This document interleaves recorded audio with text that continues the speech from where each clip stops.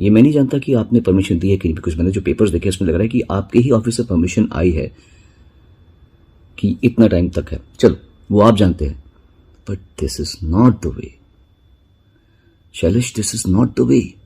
You can not do this. अपनी ताकत का अच्छा इस्तेमाल कीजिए, लोगों को खुशी दीजिए। आज के ज़माने में बहुत दुखी हैं लोग, बहुत परेशान हैं।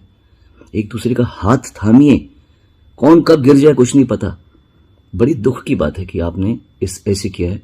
और मैं आप लोगों सबसे प्रार्थना करता हूं भैया, बहुत मुश्किल टाइम चल रहा है सब लोगों का, खुशियां बांटिए, लोगों को हेल्प कीजिए, आगे बढ़ने में मदद कीजिए।